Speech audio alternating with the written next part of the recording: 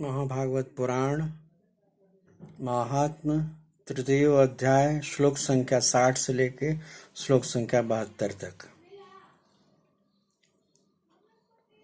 इत्युद्ववचः श्रुत्वा प्रभासे चिन्तयद्वरीः भक्तावलम्बनार्थाय किं विधेयं मयेति च स्वकीयं यद्ववेत्तेजस्तच्च भागवते दधात् तिरोधाय प्रतिष्ठोऽयं श्रीमद्भागवतार्णवम् तेनेयं वाङ्मयीं मूर्तिः प्रत्यक्षा वर्तते हरेः सेवनात् श्रवणात् पाठा दर्शनात् पापनाशिनी सप्ताहश्रवणं तेन सर्वेभ्योऽप्यधिकं कृतम् साधनानि तिरस्कृत्य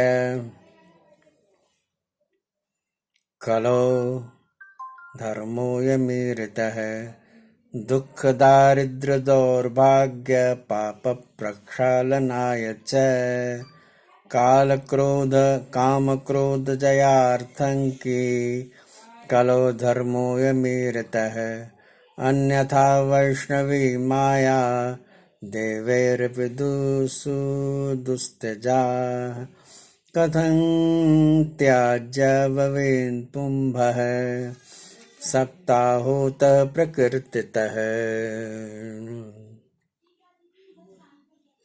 सुदुवाच एवं नगाः श्रवणोरुधर्मे प्रकाश्यमाने ऋषिभिः सभायाम् आश्चर्यमेकं समभूतदानीं तदुच्यते संशृणु शौनकत्वम् भक्तिसुतो तो तरुणो गृहीत्वा प्रेमैकरूपा सहसा विरासीत् श्रीकृष्ण गोविन्द हरे मुरारे नाथेति नामानि मुहुर्वदन्ति तां चागतां भागवतार्थभूपां सुचारुवेषां ददृशु सदस्याः कथं प्रविष्टा कथया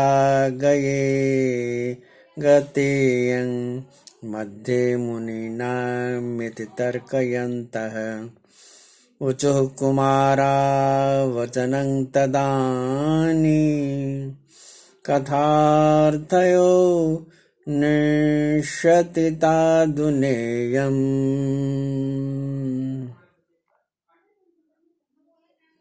एवं गिरा सा ससुता निशम्य सनत्कुमारं निजगादनं भक्तिर्वाच भवद्विरद्धैव कृतास्मि पुष्टा कलिप्रणष्टापि कथारसेन काहं तु तिष्ठाम्यधुना ब्रुवन्तु ब्राह्म्यायदं ताङ्गिरमुचिरेते भक्तेषु गोविन्द स्वरूपकर्त्री प्रेमैकदत्रीं भवरोगहन्त्रीं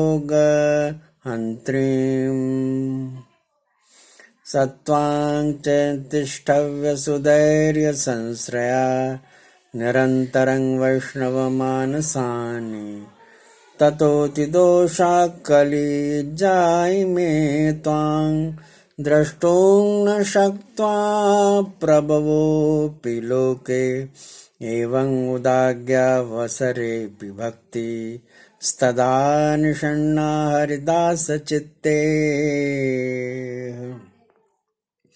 सकलभुवनमध्ये निर्धनास्ते पिकन्धन्या निवसति हृदि येषां श्रीहरेर्भक्तिरेका हरिरपि निजलोकं सर्वथातो विहाय प्रविशति हृदि तेषां भक्तिसूत्रोपनद्व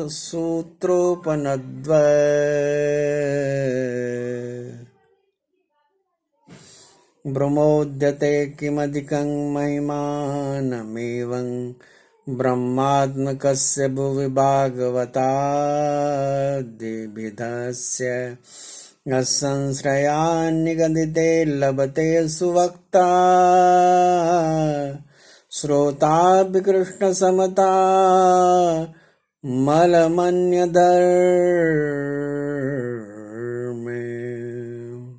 इति श्री पद्म पुराणे उत्तरखंडे श्रीमद्भागवत महात्म्ये भक्ति कष्ट निवर्तनं नाम तृतीयोऽध्यायः। श्लोक संख्या 60 से श्लोक संख्या 74 तक की जो सार संक्षेपी कथा तृतीय अध्याय तृतीय स्कंद में है, वो इस प्रकार से है महात्म्य। आप ध्यान देंगे जरा सा, बड़ी आनंददायक कथा है। कैसे प्रभास क्षेत्र में उद्धव जी के ये वचन सुनकर भगवान सोचने लगे कि भक्तों के अवलंबन के लिए मुझे क्या व्यवस्था करनी चाहिए। शौनक जी, तब भगवान ने अपनी सारी शक्ति भागवत में रख दी। वे अंतर्ध्यान होकर इस भागवत समुद्र में प्रवेश कर गए। इसलिए यह भगवान की साक्षात शब्दमयी मूर्ति है। इसके सेवन, श्रवण, पाठ अथवा दर्शन से ही मनुष्य के सारे पाप नष्ट हो जाते हैं। इसी से इसका सप्ताह श्रवण सबसे बढ़कर माना गया है और कलयुग में तो अन्य सभी साधनों को छोड़कर यही प्रधान धर्म बताया गया है। कलिकाल में यही ऐसा धर्म है जो दुख, दरिद्रता, दुर्भाग्य और पापों की सफाई कर देता है तथा काम, क्रोध आदि शत्रुओं पर विजय दिलाता है। अन्यथा भगवान की इस माया से पीछा छोड़ना देवताओं के लिए भी कठिन है। मनुष्य तो उसे छोड़ ही कैसे सकते हैं। अतः इससे छूटने के लिए भी सप्ताह श्रवण का विधान किया गया है। सूत जी कहते हैं कि शौनक जी जिस समय सनकादिक मुनीश्वर इस प्रकार सप्ताह श्रवण की महिमा का बखान कर रहे थे, उस सभा में भी बड़ा आश्चर्य हुआ। उसे मैं तुम्हें बतलाता हूँ, उसे सुनो। वहां तरुणावस्था को प्राप्त हुए अपने दोनों पुत्रों को साथ लिए विशुद्ध प्रेम रूपा भक्ति बार बार श्री कृष्ण गोविंद हरे मुरारे, हे नाथ नारायण वासुदेव आदि भगवान नामों का उच्चारण करते हुए अकस्मात प्रकट हो गई। सभी सदस्यों ने देखा कि परम सुंदरी भक्ति रानी भागवत के अर्थों का आभूषण पहने वहां पधारी। मुनियों की उस सभा में सभी तर्क वितर्क करने लगे कि ये यहाँ कैसे आई, कैसे प्रविष्ट हुई। तब सनकादिक ने कहा, ये भक्ति देवी अभी अभी कथा के अर्थ से निकली हैं। उनके ये वचन सुनकर भक्ति ने अपने पुत्रों सहित अत्यंत विनम्र होकर सनकादिक से कहा, सनत कुमार लोगों से कहा। भक्ति बोली, मैं कलयुग में नष्ट प्राय हो गई थी। आपने कथामृत से सींच कर मुझे फिर पुष्ट कर दिया। अब आप बताइए कि मैं कहाँ रहूं। यह सुनकर सनकादिक ने उनसे कहा कि तुम भक्तों को भगवान का स्वरूप प्रदान करने वाली, अनन्य प्रेम का संपादन करने वाली और संसार रोग को निर्मूल करने वाली हो। अतः तुम धैर्य धारण करके नित्य निरंतर विष्णु भक्तों के हृदय में ही निवास करो। ये कलयुग के दोष भले ही सारे संसार पर अपना प्रभाव डालें, किंतु वहां तुम पर इनकी दृष्टि भी नहीं पड़ सकेगी। इस प्रकार उनकी आज्ञा पाते ही भक्ति तुरंत भगवत भक्तों के हृदय में जा विराजे। जिनके हृदय में एकमात्र श्री हरि की भक्ति निवास करती है, वे त्रिलोकी में अत्यंत निर्धन होने पर भी परम धन्य हैं, क्योंकि इस भक्ति की डोरी से बंधकर तो साक्षात भगवान भी अपना परम धाम छोड़कर उनके हृदय में आकर निवास करने लगते हैं, बस जाते हैं। भूलोक में यह भागवत साक्षात परब्रह्म का विग्रह है। हम इसकी महिमा का कहाँ तक वर्णन करें।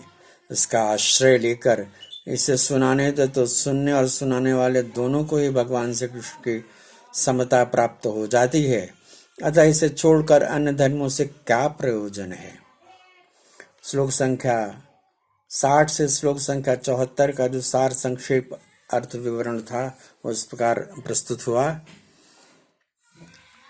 अब तृतीय अध्याय के बाद चतुर्थ अध्याय का आगमन होगा अगले पाठ में, और उसमें आप गोकर्ण महाराज की कथा सुनेंगे। गोकर्ण के जीवन में कैसे भगवत प्रेम का उदय हुआ, कैसे उनकी उत्पत्ति हुई, ये सब विवरण आप सुनेंगे। आप इस संक्षिप्त भागवत कथा को नियमित रूप से सुना करिए। भागवत बड़ा अद्भुत ग्रंथ है, और ये ग्रंथ ऐसी अद्भुत महिमा से युक्त है कि इस लोक में समस्त ऐश्वर्यों की प्राप्ति कराते हैं, परलोक में उत्तम लोकों की प्राप्ति कराती हैं। शांति और परम आनंद की प्राप्ति इस जगत में होती है, और अपूर्व वैभव की प्राप्ति होती है। यदि आपने मेरा ये चैनल सब्सक्राइब नहीं किया तो कृपा करके सब्सक्राइब कर दें, और यदि इसे शेयर भी करें और बेल आइकन भी दबाएं, क्योंकि जितने लोगों तक कथा पहुंचेगी उनको तो, जो सुनेंगे उनको तो पुण्य लाभ होगा ही। आप जो इस कथा का विस्तार करेंगे, लोगों तक पहुंचाएंगे, आप भी पुण्य के भागी बनेंगे, और भगवत कथा का आनंद सब लोगों तक पहुंचेगा। इसे ज़्यादा से ज़्यादा लोगों तक पहुंचाइए। आइए संक्षिप्त भगवान नाम संकीर्तन कर लें। ओम नमो भगवते वासुदेवाय। ओम नमो भगवते वासुदेवाय। ओम नमो भगवते वासुदेवाय।